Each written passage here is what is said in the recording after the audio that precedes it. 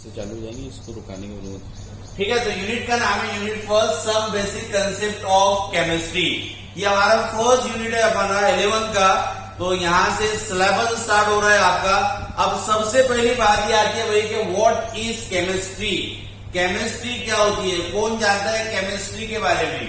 Chemistry क्या है, थोड़ा सा इससे पहले तो हमने बताए थे, लेकिन एक बार और वापस से लेकर चलता हूं कि भाई व्हाट इज केमिस्ट्री। केमिस्ट्री क्या होती है, how to define chemistry, what is the important of chemistry our day to day life वगैरह वगैरह, ये सब बातें आपके सामने हैं। वो पुराने बच्चे उन सबको पता है, तो चलिए डिफाइन करते हैं केमिस्ट्री क्या है। तो chemistry is the branch of science. Chemistry एक साइंस की ब्रांच है। जैसा कि अपन ने साइंस से एडमिशन लिया है और हम जानते हैं कि हमको केमिस्ट्री, फिजिक्स, बायोलॉजी वगैरह ये सब पढ़ने हैं। तो हमारी जो साइंस की एक ब्रांच है जिसका नाम है केमिस्ट्री। तो chemistry is the branch of science, it deals with the study of matter. इसमें क्या डील करते हैं अपन, तो yes it deals with the study of matter. तो सबसे पहले लिखेंगे इसकी डेफिनेशन, जिनके पास में डेफिनेशन लिखी हुई नहीं है, बुक कॉपी पेन लेकर बैठे और मैं जो बोलूंगा उसको लिखना है आपको। तो लिखो बेटा पहले chemistry, what is chemistry. Chemistry क्या होती है उसकी डेफिनेशन लिखा रहा हूं। लिखिए chemistry is the branch of science, chemistry is the branch of science, it deals with, chemistry is the branch of science, it deals with the study of matter, it deals with the study of matter and it deals with the study of matter। पुरानी definition यहीं तक की लिखाई थी अपन ने matter, तो old वाले बच्चे भी इसको आगे लिखेंगे। It deals with the study of matter and its physical and chemical properties, and its physical and chemical properties, and its physical and chemical properties, and reaction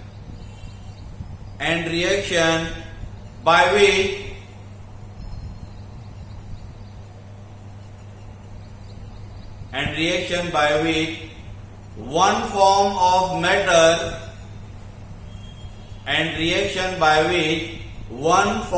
of matter is converted into another form, and reaction by which one form of matter is converted into another form।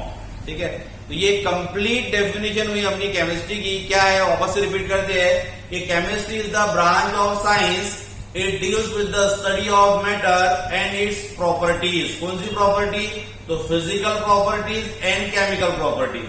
तो हमको matter के बारे में study करना है, उसकी properties पढ़ना है, फिजिकल और केमिकल दोनों प्रॉपर्टीज पढ़ना है। और क्या पढ़ना है, तो और रिएक्शन पढ़ना है। रिएक्शन में क्या देखेंगे, तो reaction by which one form of matter is converted into another form, कि मैटर का एक फॉर्म दूसरे फॉर्म में किस तरीके से कन्वर्ट होता है with the help of reaction. ये सब बातें अगर अपन पढ़ते हैं तो इसको केमिस्ट्री कहा जाता है। इसको क्या कहा जाता है, केमिस्ट्री। सबको क्लियर हो गया क्या केमिस्ट्री की डेफिनेशन। चलिए हाँ, तो आगे देखते हैं बेटा अपन अब कि जो चीज है हमारी कि केमिस्ट्री में हमने देखा कि स्टडी ऑफ मैटर, कि मैटर के बारे में स्टडी करना, ये केमिस्ट्री होती है। ठीक है, क्या होता है मैटर, कौन जानता है बताइए, राधे बता रहे बेटा व्हाट इज मैटर। मैटर क्या होता है, matter is every substance at the space having some mass. Yes, very good. Matter is the every substance, everything, हर कोई वो चीज जो जगह घेरती है, जिसका मास होता है, उसको मैटर कहा जाता है। क्लियर है क्या, everything which occupy space and having some mass। हर कोई चीज, हर कोई सब्सटेंस यूनिवर्स में जो जगह घेरती है, कुछ तो भी स्पेस ऑक्युपाइड करती है और उसका कुछ ना कुछ मास होता है बेटा, वेट होता है, वजन होता है, ऐसी चीज को मैटर कहा जाता है। एक बात ध्यान में रखना, नॉलेज की बात है कि everything in the universe is classified into two types, it is categorised into two types. दुनिया की हर चीज को आप दो कैटेगरी में बांट सकते हैं। कौन कौन सी? Number first one is the matter, another one is the energy. Matter और एनर्जी, जरा नॉलेज की बातें नोट करेंगे। Everything in the universe is classified या कैटेगराइज इनटू टू थिंग्स। दो तरीके से उसको अपन डिवाइड कर सकते हैं, बांट सकते हैं बेटा। कौन कौन सी? एक तो वो मैटर होंगी या फिर वो एनर्जी होंगी। अब देख लो, आपके आसपास की सभी चीजें मैटर है। क्या है?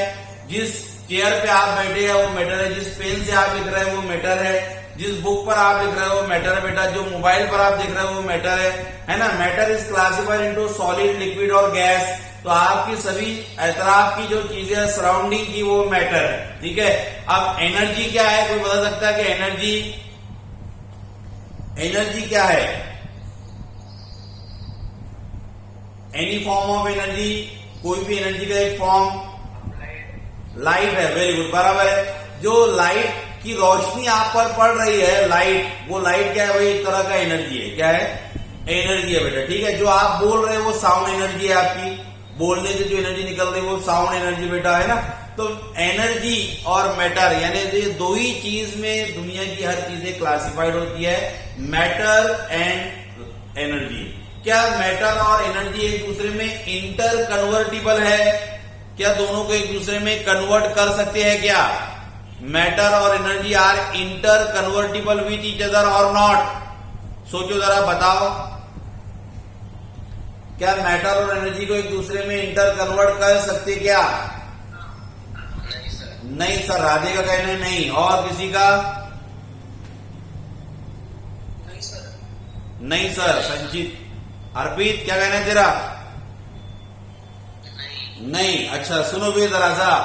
अब matter and energy are inter convertible with each other. The great scientist of the world, जो दुनिया का सबसे ग्रेट महान साइंटिस्ट था, कौन है वो? अरे जानते हैं कि उसका नाम? दुनिया का सबसे ब्रिलियंट आदमी।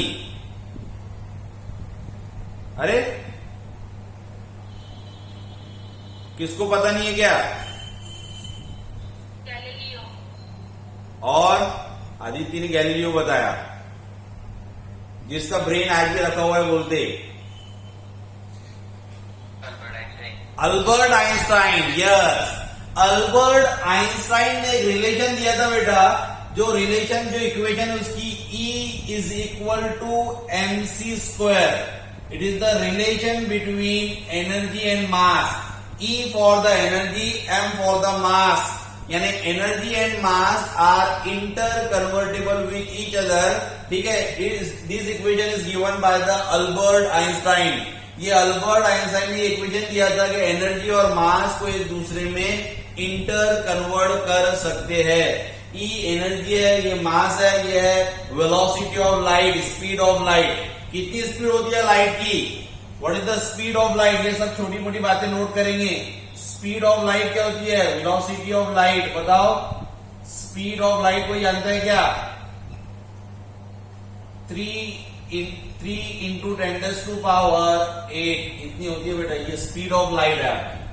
3 इंटू 10⁸ इतनी ज्यादा स्पीड ऑफ लाइट से है। क्या इतनी स्पीड से मैं और तुम बाइक चला सकते हैं?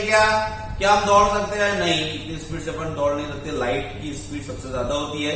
तो E is equal to mc square, ये रिलेशन देने वाले अल्बर्ट आइंस्टाइन थे।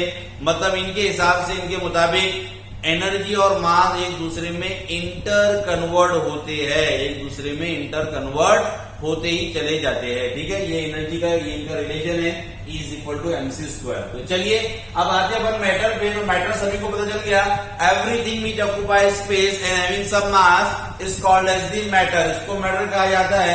अब मैटर को अपन क्लासिफाइड करेंगे दो वे से। Matters are classified into 2 way. 2 way से मैटर को क्लासिफाइड किया जाता है।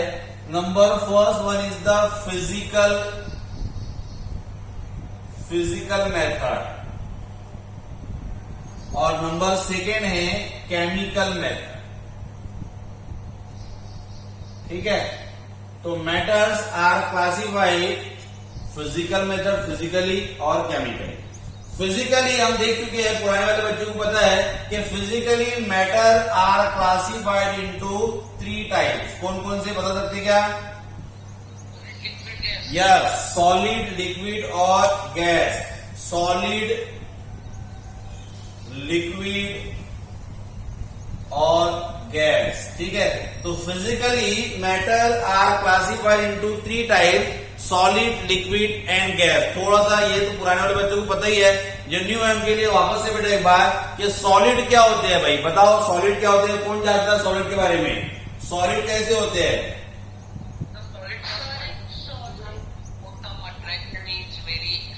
Very good, yes. In solid, the intermolecular force of attraction is very strong. What is intermolecular force? यानी मॉलिक्यूल के अंदर का जो अट्रैक्शन होगा, फोर्स होगा, वो बहुत ज्यादा होगा, जिसके वजह से they are compactly arrange, they are very close to each other. Class में सभी बच्चे होते हैं लेकिन सभी हमारे करीब नहीं होते हैं, जिससे हमारा अट्रैक्शन बहुत ज्यादा होता है। वो हमारे करीब आ जाते, इतने करीब आ जाते कि उनको अपन चिपक चिपक के बैठते हैं, उनके पास पास बैठते हैं। तो ये क्यों हुआ? क्योंकि उनसे अट्रैक्शन ज्यादा है। तो सॉलिड में जो है वो इंटरमोलिकुलर फोर्स ऑफ अट्रैक्शन बहुत ज्यादा होता है, जिसकी वजह से उसके molecule particles are compactly arrange, are very close to each other. फिर कैरेक्टर दिखाया था कि solids having the definite shape and volume. हर कोई सॉलिड का एक पर्टिकुलर शेप भी होता है और उसका बेटा वॉल्यूम भी होती है, वो जगह भी फिक्स करता है। जैसे ये पेन एक सॉलिड है बेटा, तो इसका शेप भी है, इसका वेट भी है, वजन भी है, इससे जगह भी घेर रखी है। तो each and every solid having the definite shape and volume. हर कोई सॉलिड का शेप, वॉल्यूम वगैरह सब फिक्स होता है, ये होता है सॉलिड, ठीक है। थोड़ा शॉर्ट में बता रहा हूं, डिटेल में मैंने इनको बताया था, आप पिछली बुक में से लिख सकते हैं, ठीक है। तो क्यों हुआ ऐसा? तो in solid the intermolecular force of attraction is very strong. In case of liquid, अगर अपन लिक्विड की बात करेंगे तो in liquid the intermolecular force is weak as compare to solid. Solid की अपेक्षा लिक्विड में इंटरमॉलिक्यूलर फोर्स क्या होता है? थोड़ा सा वीक होता है, कमजोर, ठीक है। यानी ये वाला रिलेशन मैं बताऊं सॉलिड में जो पार्टिकल का रिलेशन होता है वो गर्लफ्रेंड बॉयफ्रेंड वाला। कौन सा? बोलो रे, गर्लफ्रेंड बॉयफ्रेंड वाला रिलेशन किसमें है? सॉलिड में। गर्लफ्रेंड बॉयफ्रेंड एक दूसरे के बहुत क्लोज, जहां मौका मिलेगा चिपक जाएंगे। इंटरमॉलिक्यूलर फोर्स बहुत ज्यादा स्ट्रांग, यानी कि एक दूसरे से चिपकना पसंद करते हैं, एक दूसरे के जितने करीब रहेंगे उतना ज्यादा ये खुश होंगे। तो यहाँ पर इंटरमॉलिक्यूलर फोर्स स्ट्रांग होता है, यानी ये रिलेशन कैसा? बोलो, गर्लफ्रेंड बॉयफ्रेंड। यहाँ पर थोड़ा सा इंटरमॉलिक्यूलर फोर्स क्या है? बोलो, वीक है। वीक है तो ये कैसा रिलेशन हुआ? छोटू बोल रहे, ये रिलेशन कैसा है? ये रिलेशन फ्रेंड्स वाला है। क्या है? फ्रेंड। जो फ्रेंड सर्कल होता है हमारा, भाई चलो ठीक है, एक दूसरे से नजदीक तो रहेंगे, लेकिन इतने भी नजदीक नहीं रहेंगे। आएगा समझ में बात? इतने भी नजदीक नहीं है कि अपने फ्रेंड को अपन गोद में बिठा लिया। अरे बोले गोद में क्या लगा रहा है, बोले उसको हटा दे, बल्कि तो कोई ज्यादा ही चिपकता तो क्या लगा रहे, बोले तूने भाई चले, बोले इधर थोड़ा दूर से रखा है ना। तो ये वाला जो रिलेशन रहेगा वो क्या है आपका? फ्रेंड्स वाला। ये गर्लफ्रेंड बॉयफ्रेंड, ये ओनली जस्ट अ फ्रेंड। तीसरा, यानी यहाँ क्या होगा? तो यहाँ पर इंटरमॉलिक्यूलर फोर्स थोड़ा वीक होगा। वीक होने की वजह से पार्टिकल थोड़े से दूर दूर होंगे। इससे कैरेक्टरिस्टिक की बात करें तो बोला जाता है कि liquid having definite volume but they does not having definite shape. Liquid का वॉल्यूम तो होता है लेकिन क्या नहीं होता है? बोलो, शेप नहीं होता है। जैसे मैंने कहावत इससे पहले भी बताई थी कि पानी रे पानी तेरा रंग कैसा, जिसमें मिला दो उस जैसा। पानी रे पानी तेरा रंग कैसा, जिसमें मिला दो उस जैसा। इसका मतलब क्या था? इसका मतलब ये था बेटा कि अगर मैंने 1 लीटर पानी की बोतल ली तो 1 लीटर पानी जो है मेरे पास में, ये फिक्स वॉल्यूम हो गया। 1 लीटर पानी, लीटर क्या हो गया? वॉल्यूम। क्या पानी कितना है? 1 लीटर। अब मुझे पता है कि 1 लीटर पानी अगर ये बॉटल है मेरे पास में, और इस बॉटल में 1 लीटर पानी माता है, ये बॉटल का शेप कुछ इस तरीके से है, तो अभी पानी का शेप कैसा हुआ? बोलो, इस बॉटल के जैसा। अगर मैं कोई दूसरी बॉटल डालू और वो दूसरी बॉटल में वही 1 लीटर पानी डाल दूं तो आप शेप क्या हो जाएगा? वो दूसरी बॉटल जैसा। अगर मैं वही 1 लीटर पानी एक ग्लास में डाल दूं बड़े, तो आप कैसा हो जाएगा? ग्लास जैसा। अगर मैं वही पानी एक जग में डाल दूं तो आप कैसा हो जाएगा? जग जैसा। आई बात सबके समझ में? यानी वॉल्यूम फिक्स है लेकिन बेटा उसका शेप चेंज होता है अकॉर्डिंग टू बॉटल। बॉटल के बर्तन के हिसाब से शेप होते जाएगा। इसलिए कहावत है कि पानी रे पानी तेरा रंग कैसा, जिसमें मिला दो उस जैसा, ये होता है बेटा लिक्विड। तीसरा है gas. In gas the particles are far from each other. इसमें जो पार्टिकल होते हैं वो एक दूसरे से बहुत ज्यादा दूर दूर होते हैं। यानी क्लास में अगर अपन फर्स्ट बेंच पे बैठे हैं और लास्ट बेंच वालों से हमारी जान पहचान तो है, हाय हेलो होता है कि भाई मुझे पता है कि मेरे क्लास का लड़का है या मेरे क्लास की लड़की है, लेकिन वो अट्रैक्शन नहीं है, वो रिलेशन नहीं है, इसलिए मैं उसके उतने करीब नहीं हूं। क्या ये सभी को समझ में आ गया बेटा? सॉलिड, लिक्विड और gas. In gas the intermolecular force of attraction is very very weak. यहाँ पर जो अट्रैक्शन है बहुत कमजोर है, एक दूसरे को अट्रैक्ट नहीं करते, इसलिए एक दूसरे से दूर दूर है, बस दूर से ही हाय हेलो करेंगे। इससे ये बात कही जाती है कैरेक्टरिस्टिक में कि आपका जो गैस है दे does not having definite shape, they does not having definite volume. ना ही कोई इसका शेप है, ना ही कोई इसका वॉल्यूम है। जिस कमरे में आप बैठे हैं बेटा, उस कमरे में आपके पास में बहुत सारी गैसेस है। दो गैसेस तो आप सब लोग जानते ही जानते हैं, लेकिन वो भी आपको दिखाई नहीं दे रही। बोलो कौन सी दो गैसेस आप जानते हैं? चारू, चारू तू दो गैस जानती है, बता कौन कौन सी दो गैसेस के बारे में तू जानती है? चारू, खुशी, कभी खुशी कभी गम, क्यों जुदा हो गए हम? नहीं सर, नहीं होगी। नहीं होंगे ना? हाँ चल बोल फिर, कौन सी दो गैसेस है बेटा जो अपन जानते हैं भाई, एकदम कॉमन है, जो अपन यूज करती है, जिसके बगैर जिंदगी नहीं रह सकती? ऑक्सीजन है सर। हाँ, एक ऑक्सीजन है और एक कार्बन डाइऑक्साइड। ऑक्सीजन को अपन ले रहे, कार्बन डाइऑक्साइड अपन छोड़ रहे, निकाल रहे, ले रहे छोड़ रहे, यस। लेकिन हमको दोनों में से कोई भी दिख रही क्या ऐसी कि ऑक्सीजन आती हुई दिख रही, CO2 जाती हुई दिख रही है ना? तो ना ही इसका कोई शेप है, ना ही कोई बेटा इसका वॉल्यूम है। यानी अपन को गैस है, अपने कमरे में जा बैठे अपन तो बहुत सारे गैसेस है, ऑक्सीजन है, कार्बन डाइऑक्साइड है, कार्बन मोनोऑक्साइड है, नाइट्रोजन है, लेकिन हमको दिख रही है ऑक्सीजन वो कोने में नाइट्रोजन के साथ में क्या कर रही करके? नहीं, कभी ऐसे नहीं कमरे में इंटर हुए बोले दिख रहा, क्यों ऑक्सीजन बोले नाइट्रोजन के साथ में कोने में क्या कर रही चुपकर? नहीं, ऐसा कुछ दिखाई नहीं देता है। बहुत सारे गैसेस है, लेकिन ना ही कोई उनका वॉल्यूम है, ना ही कोई उनका शेप है। आई होप कि यहां तक का सबको क्लियर हो गया होगा। ये वाला क्लासिफिकेशन अपन पहले से देखा था, इसको थोड़ा सा फास्ट ले लिया ताकि ओल्ड वाले बच्चे बोर ना हो। चलिए अब देखते हैं न्यू क्लासिफिकेशन, केमिकल मेथड्स। ठीक है, इसमें से क्वेश्चन भी मैं लिखाऊंगा, पहले समझा देता हूं। Chemically matter is classified into two types. Chemically matter जो है ना वो दो तरीके से क्लासिफाइड अपने को करना है। Number first one is the pure substance, और number second one is the mixture. ठीक है, तो केमिकली जो मैटर है वो क्लासिफाइड किया जाता है दो तरीके से, एक प्योर सब्सटेंस और दूसरा क्या होता है आपका मिक्सचर। प्योर सब्सटेंस और मिक्सचर। अब देखते हैं अपन क्या प्योर सब्सटेंस क्या होता है। तो प्योर सब्सटेंस वो होता है the substance which having always definite composition। ऐसे सब्सटेंस जिसमें हमेशा डेफिनेट यानी फिक्स यानी तय क्या होता है, कंपोजिशन होता है। दो एलिमेंट्स को कंपाउंड किया, किसी भी दो चीजों को मिलाया जाता है उसको बोलते हैं उनका कंपोजिशन, कंपोज करना यानी मिलाना। ठीक है, तो प्योर सब्सटेंस क्या होगा? तो the substance which always have definite composition. ऐसे सब्सटेंस जिनका हमेशा एक फिक्स, एक तय, एक डिसाइडेड कंपोजिशन होता है, मेल मिलाप होता है, ऐसे सब्सटेंस को प्योर सब्सटेंस कहा जाता है। जैसे एग्जाम्पल हम सब लिखा के देंगे, अभी सिर्फ समझा रहा हूं मैं। एग्जाम्पल मेरे पास में है यहाँ पर H2O वाटर। वाटर क्या है? तो वाटर हमेशा प्योर होता है। क्यों प्योर? क्योंकि इसमें हाइड्रोजन और ऑक्सीजन का बेटा रेशो फिक्स है। आपने क्या कहा कि the substance which always having definite composition. ऐसे सब्सटेंस ऐसी चीजें जिनमें हमेशा डेफिनेट का मतलब होता है फिक्स कंपोजिशन होता है। यानी आप कहीं का भी पानी उठा लो, वो पानी में हमेशा हाइड्रोजन 2 होंगे और ऑक्सीजन कितना होगा? 1। कहीं का भी पानी ले लो आप, आप चाहे समुद्र का पानी लो, आप चाहे नदी का पानी लो, आप चाहे दबदबे का पानी लो, आप चाहे नाली का पानी लो, आप चाहे अंबा देवी के नाले का पानी ले लो, आप कोई भी पानी ले लो, या आप अपने अमरावती शहर का ले लो, या आप इंडिया के किसी भी कोने का या वर्ल्ड के किसी भी कोने का पानी डालो, उस पानी में कितने हाइड्रोजन होंगे बोलो हमेशा? 2। और ऑक्सीजन कितना होगा? 1।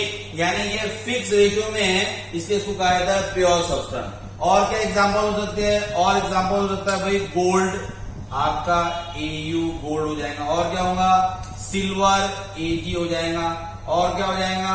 और आपका हो जाएगा आयरन भी हो सकता है, ठीक है। और बहुत सारे हैं, कोई भी एलिमेंट, यानी ये सबके सब क्या हो जाएंगे? आपके प्योर सब्सटेंसेस हो जाएंगे। क्लियर हुआ क्या सबको प्योर सब्सटेंस क्या है? तो बेटा चलिए अब देखते हैं मिक्सचर। तो मिक्सचर क्या होंगे?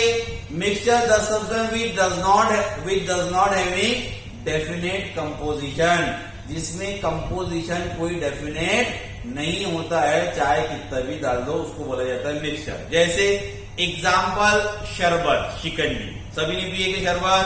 अरे शरबत सभी ने पीना भाई, शिकंजी क्या इसमें कंपोजिशन फिक्स होता है क्या? क्या गिन के डालते? घर पे अपन शरबत बनाते तो गिन के डालते क्या? नहीं भाई, अंदाज से आप शुगर डालते हैं, लेमन निचोड़ते हैं, थोड़ा नमक डालते हैं, किसी को और चाहिए तो उसमें कोई रूह अफ़ज़ा डाल देता है ना, किसी को और चाहिए तो कोई रसना डाल देता है उसमें। यानी कोई कंपोजिशन फिक्स नहीं होता है, कितना भी डालो कैसे भी डालो, ऐसी चीज को कहा जाता है मिक्सचर, यानी जिसमें कोई कंपोजिशन फिक्स नहीं है। दूसरा एग्जाम्पल भेल। भेल खाएंगे सभी ने, भेल खाते हैं अपन बेटे नाश्ते वाले की दुकान पे भेल। अब भेल में कोई कंपोजिशन फिक्स नहीं है, वो डालेगा चना भी डालेगा, मोट भी डालेगा, उसमें मुरमुरे डाल देगा, उठाकर पानी डाल देगा, खटाई डाल देगा, सबको मिलाया, चूड़ा डाला, ये बनाया भेल। कोई कंपोजिशन फिक्स नहीं था। क्लियर है सभी को? तो मिक्सचर और प्योर सब्सटेंस सबको शायद क्लियर हो गया। अब चलिए, pure substance further classified into 2 types. Pure substance को फिर से 2 तरीके से कैटेगराइज क्लासिफाइड किया जाता है। Number first one is the element और another one is the compound. ठीक है, तो मैं पहले ये पूरा चार्ट कंप्लीट कर देता हूं, फिर बाद में आपको 1 बाय 1 लिखा दूंगा। ठीक है बेटा, मिक्सचर को भी फर्दर क्लासिफाइड किया जाता है 2 टाइप्स में। एक होता है होमोजीनियस मिक्सचर, और दूसरा होता है हेट्रोजीनियस मिक्सचर। ठीक है, elements further classified into 3 types. Element को फिर से 3 टाइप में अपन क्लासिफाइड करेंगे। एक होंगे मेटल, एक होंगे नॉन मेटल, और एक होंगे मेटालॉइड। ठीक है, कंपाउंड की गिवन नहीं है, कंपाउंड को मैं मेरी तरफ से थोड़ा सा एक्स्ट्रा बता रहा हूं। कंपाउंड को भी 2 कर लेंगे अपन, एक होंगे ऑर्गेनिक कंपाउंड, ऑर्गेनिक, और एक होंगे इनऑर्गेनिक कंपाउंड। ठीक है, तो ये पूरा चार्ट अपना कंप्लीट हुआ।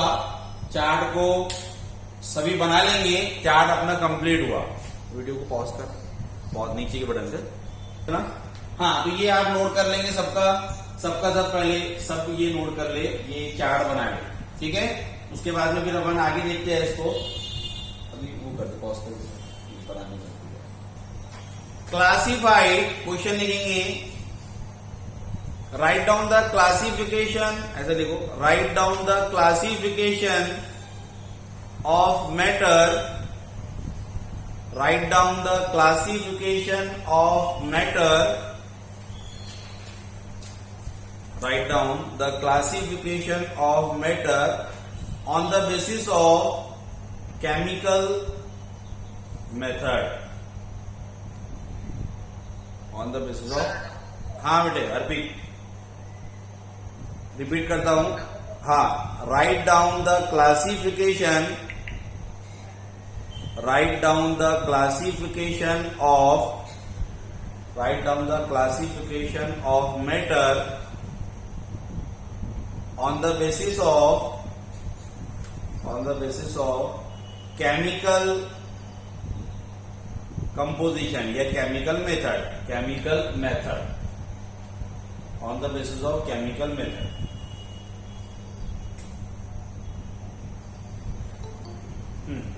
आंसर में लिखेंगे, हाँ आंसर लिखेंगे। हो गया क्वेश्चन, आंसर में लिखे chemically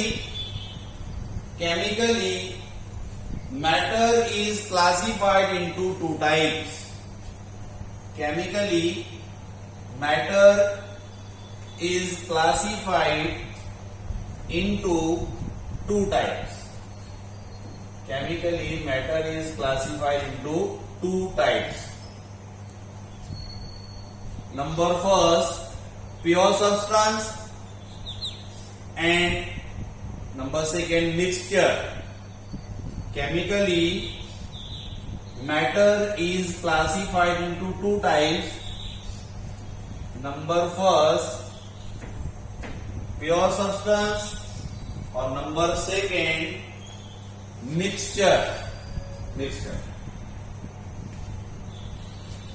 अब नंबर फर्स्ट देख रहे हैं अपन, pure substance.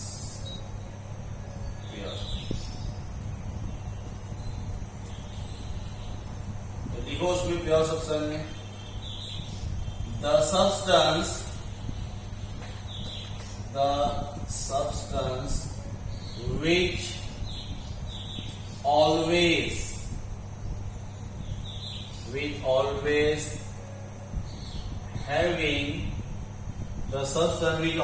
having definite composition.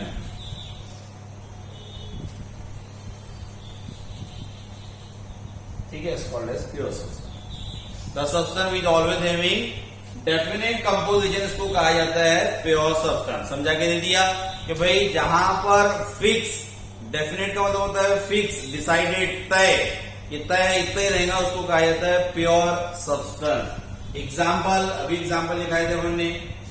Example में H2O लिख दो आप, और आप गोल्ड लिख दो, और आप सिल्वर लिख दो, आप सोडियम लिख दो. ठीक है बेटा, ये सब के सब आप लिख दे तो ये हो जाएगा आपके प्योर सब्सटेंसेस. ठीक है, पहली चीज.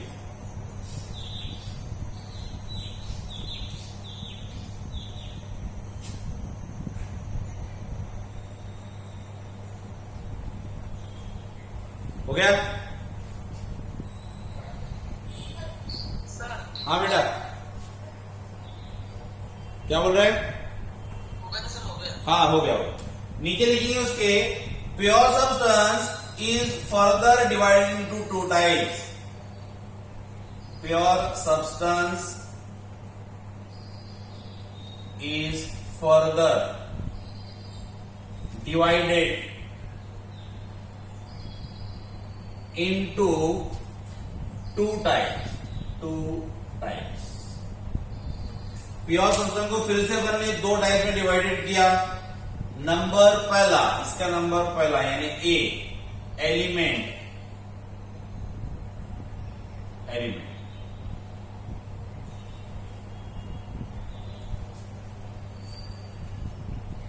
एलिमेंट क्या होता है? एलिमेंट की डेफिनेशन किसी को पता है क्या? तो लिखेंगे एलिमेंट की definition, the substance which cannot decompose या broken. The substance which cannot broken by any physical and chemical method.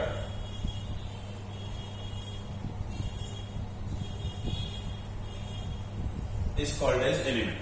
ठीक है, the substance which cannot be broken by any physical chemical method, या the substance which cannot be decomposed यानी टूटना. broken का मतलब क्या होता है? टूटना. ठीक है, ऐसा substance जिसको बेटा अपन ना कोई फिजिकल मेथड से ना कोई केमिकल मेथड से तोड़ सकते हैं, उसके टुकड़े कर सकते हैं, उसको डिवाइड कर सकते हैं, ऐसे सब्सटेंस को कहा जाता है element. The substance which can not या डज नॉट लिख सकते हैं आप, ब्रोकन की जगह पर आप डिकम्पोज भी लिख सकते हैं, बाय एनी यानी कोई भी फिजिकल मेथड से या फिर किसी केमिकल मेथड. फिजिकल मेथड से यानी आप उस पर हथौड़े चलाओ, गन चलाओ, कुछ भी करो, ऐसा करके आप उसको तोड़ नहीं सकते, यानी किसी भी फिजिकली ट्रीट करके सॉरी, और केमिकली यानी किसी केमिकल रिएक्शन के जरिए भी वो टूट नहीं सकता है, तो ऐसे सब्सटेंस को एलिमेंट कहा जाता है। जैसे एग्जाम्पल क्या होंगे जी एलिमेंट के, बताओ भाई, एलिमेंट के एग्जाम्पल क्या होगा? हाइड्रोजन होगा, है ना, उसके बाद में क्या होगा? हीलियम होगा, और क्या हो सकता है? कार्बन हो सकता है, ऑक्सीजन हो सकता है, नाइट्रोजन हो सकता है, और ETC, है ना। तो ये सब के यानी जितने एलिमेंट है पीरियोडिक टेबल के, उनको अपन कभी भी तोड़ नहीं सकते हैं। आप कभी भी हाइड्रोजन के दो टुकड़े नहीं कर सकते। हाइड्रोजन एक एलिमेंट है बेटा, उसको चाहे आप कोई भी फिजिकल मेथड लगा दो, चाहे कोई भी केमिकल मेथड लगा दो, आप उसको तोड़ नहीं सकते। ऐसी चीज को एलिमेंट कहा जाता है। The substance which can not broken या decompose by any physical chemical method is called as the element. क्या सबको एलिमेंट क्लियर हो गया क्या? यस, एलिमेंट सबको क्लियर हो गया। चलिए, हाँ, दूसरी चीज लिखेंगे नंबर सेकेंड। हाँ, नंबर सेकेंड लिखेंगे बेटा कंपाउंड। अच्छा सॉरी, नहीं, ऐसे लिखो कि elements are further divided into 3 types. Elements are further classified या classified into 3 टाइप्स। एलिमेंट्स के फिर से 3 टाइप्स है भाई। Elements are further classified into 3 types. Elements are further classified into 3 types. कौन कौन से? तो नंबर पहला होता है मेटल। अब पहले ही दिखाता हूं। सबसे पहले मेटल क्या है? मेटल्स क्या होते हैं भाई? मेटल्स के बारे में कोई जानता है क्या? आदित्य बोल बेटा, मेटल्स क्या होते हैं? जानती है तू मेटल्स के? हाँ आदित्य क्या बोली? Arpit, the element having positive charge. Very good, ठीक है, बोल सकते हैं। और बताओ भाई, बहुत सुना है आपने मेटल्स के बारे में, मेटल्स ऐसा करते हैं, ऐसा दिखते हैं। हाँ चारू, मेलिएबल बराबर है, मेलिएबल। बहुत अच्छे। चारू ने सही बताई, मेलिएबल है, डक्टाइल है, कंडक्ट करते हैं इलेक्ट्रिसिटी। ये सब की सब उसकी कैरेक्टरिस्टिक ऑफ मेटल्स है। वेरी गुड बेटा। चलिए लिखाता हूं मेटल्स क्या होते हैं। तो देखिए, मेटल्स आर इलेक्ट्रॉन डोनर। ये डेफिनेशन हो गई मेटल्स की। मेटल्स हमेशा क्या करते हैं? तो मेटल्स जो है वो इलेक्ट्रॉन डोनेट करते हैं। तो लिख रहे हैं अपन यहां पर, मेटल जो है आर इलेक्ट्रॉन्स डोनर। आप पूरा लिखेंगे, मेटल्स आर इलेक्ट्रॉन डोनर, ऐसा करके लिखेंगे आप। Metals are electron donor. Metals electron देने वाले होते हैं, ये डेफिनेशन है। जो चारू बता रही थी वो कैरेक्टरिस्टिक है, मतलब तुमको अभी तक के डेफिनेशन बताई नहीं गई, इसलिए आपको पता नहीं। चारू ने एकदम सही बताया, जो बच्चों ने बताया एकदम करेक्ट बताया। तो मेटल्स क्या होते हैं बोलो? इलेक्ट्रॉन डोनर, इलेक्ट्रॉन डोनेट करने वाले। हमेशा इलेक्ट्रॉन डोनेट करेंगे, कभी इलेक्ट्रॉन ले नहीं सकते, इनको इलेक्ट्रॉन देना ही पड़ता है, देते ही देते हैं। और एक और करके लिखिए नीचे, और दूसरी डेफिनेशन और करके लिखो, the element which having less than 4 electron, the element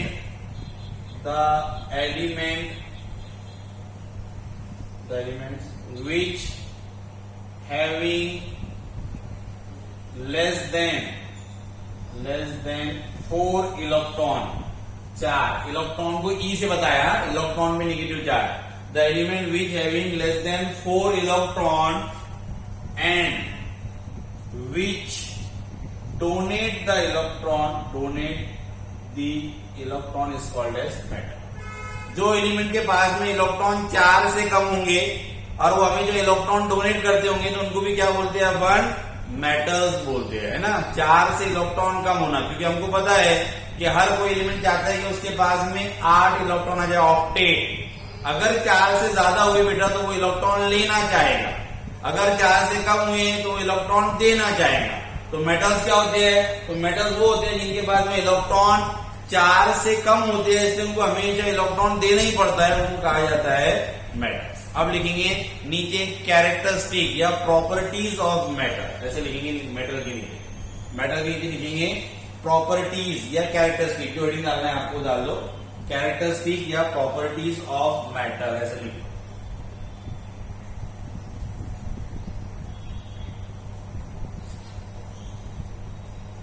पहली प्रॉपर्टी, नंबर फर्स्ट, जल्दी क्या प्रॉपर्टी करके हेडिंग, पहली property, they have lustre. Number first property क्या लिखेंगे, दे हैव लस्टर। लस्टर की मीनिंग क्या होते हैं, लाइट। राधे क्या बोला, शाइन। यस, खुशी ने सही बोली, शाइन, चमकना, लाइट। राधे का भी मेरे ख्याल से कहने का मतलब हुई, तो मैं समझ गया उसकी जज्बात। तो शाइन होता है चमकदार, दे हैव लस्टर। पहला पॉइंट लिख दिया सभी ने, they have lustre. Number second point, number second,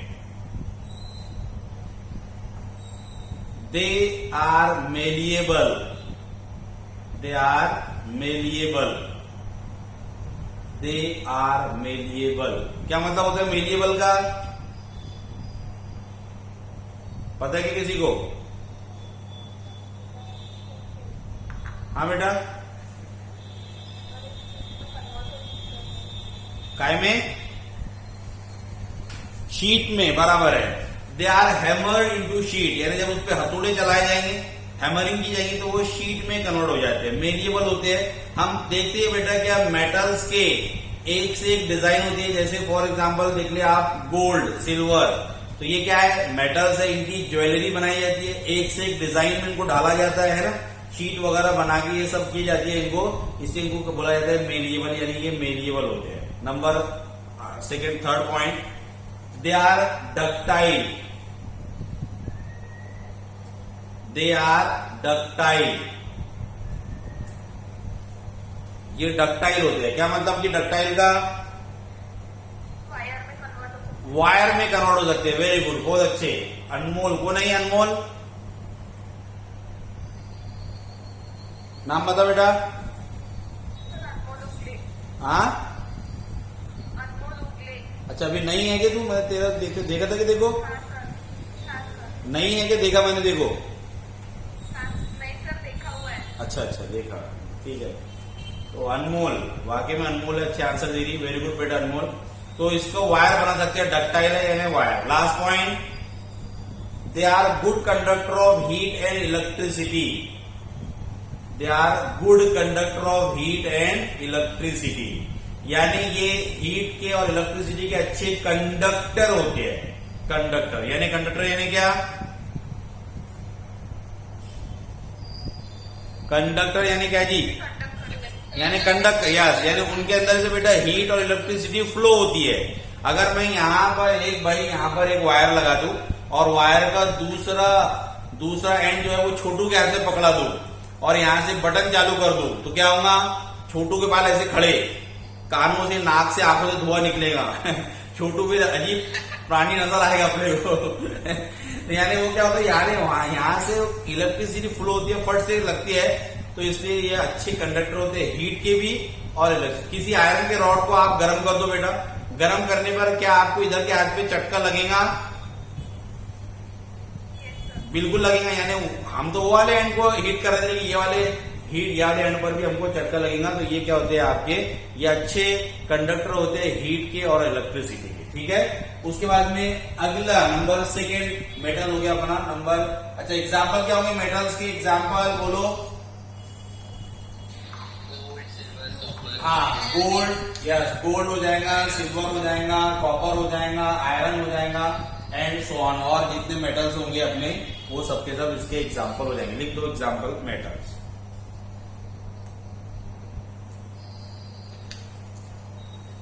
उसके बाद में नंबर सेकेंड वाला, नंबर दूसरा मेटल्स के बाद में क्या होगा, नॉन मेटल्स।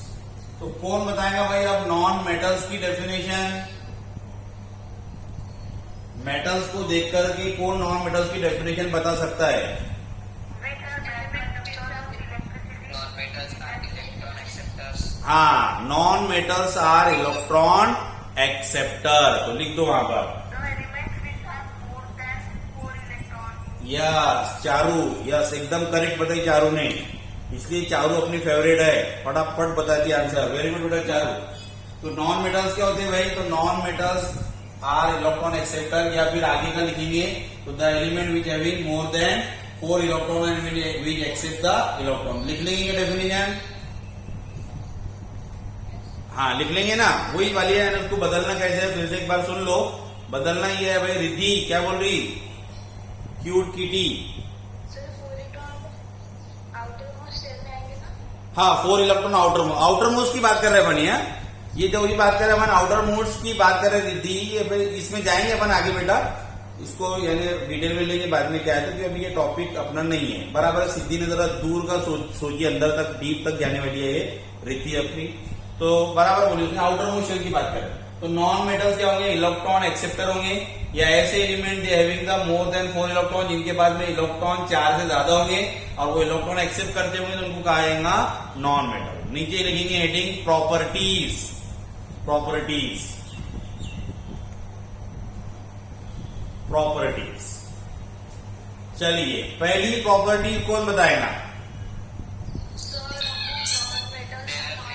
हाँ ये शिंचैन बताएगा। शिंचैन।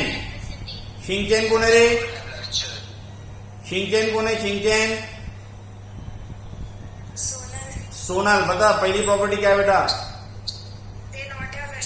हाँ लिख लो पहली property. They does not have lustre. They does not have lustre. They does not have lustre except diamond and iodine. They does not have luster except diamond and iodine। किसको छोड़कर?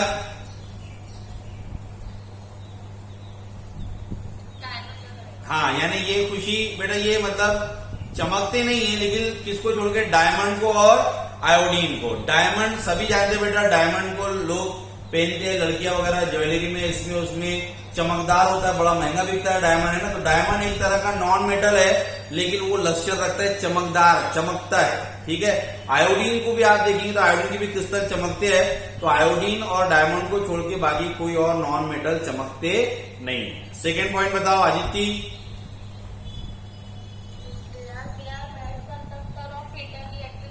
हाँ दे आर बैड। अच्छा वो sequence से बताओ ना, जो अपना नेक्स्ट सीक्वेंस था। तो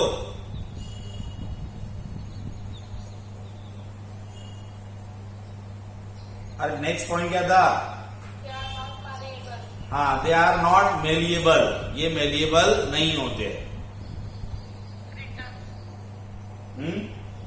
yes brittle. They are brittle. Very good बराबर है। They are brittle. अगला पॉइंट ब्रिटल का मतलब समझ गया सभी को। अगर उस पर हैमरिंग करेंगे तो वो टूट जाएंगे, फूट जाएंगे बेटा, वो ब्रिटल हो जाते हैं। अगला पॉइंट क्या होंगे? हाँ नॉन मेटल में भी सिर्फ सल्फर है जो ब्रिटल नहीं रहता। हाँ एक एक्सेप्शन है उसमें भी, सल्फर का। सल्फर हाँ वेरी गुड। अगला पॉइंट लिखेंगे they are not ductile.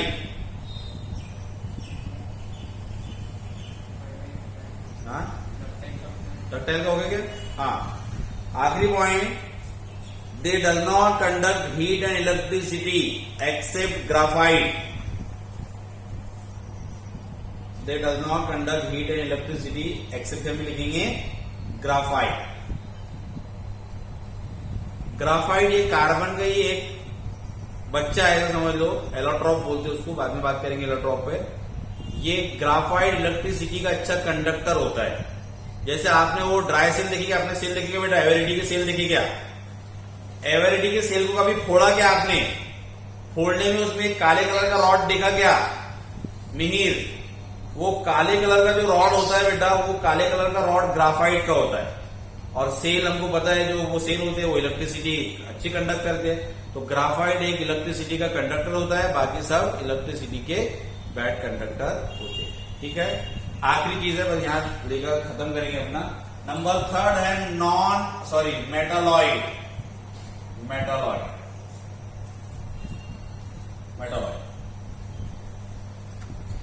Metalloid में लिखेंगे the substance which having both property like metal and non-metal. The element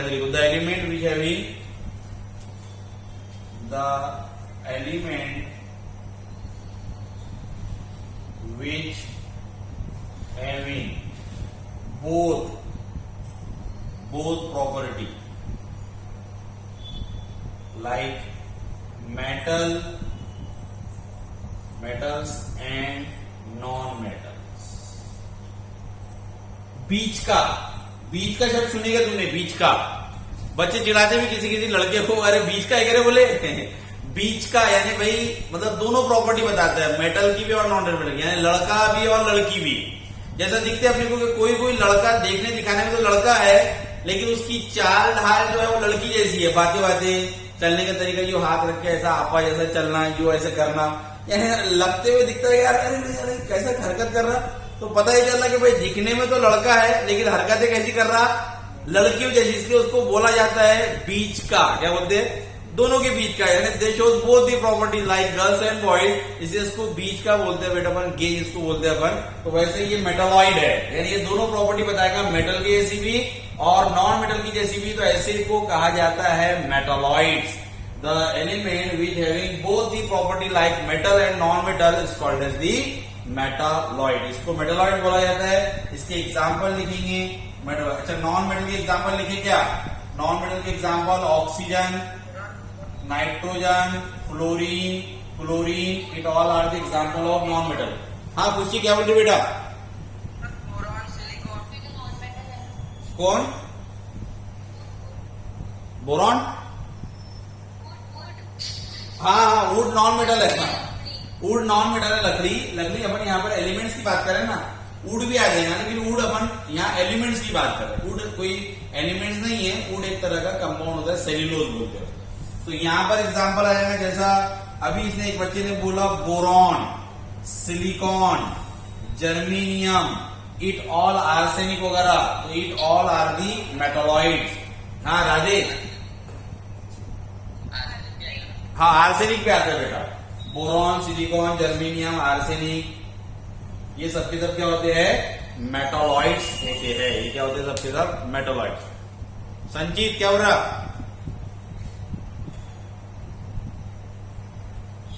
तो हमने क्या देखा भाई, हमने ही देखा कि प्योर सब्सटेंस को क्लासिफाइड किया दो टाइप में। हाँ पोलोनियम भी आता ना, क्या, पोलोनियम, नहीं पोलोनियम नहीं आएगा।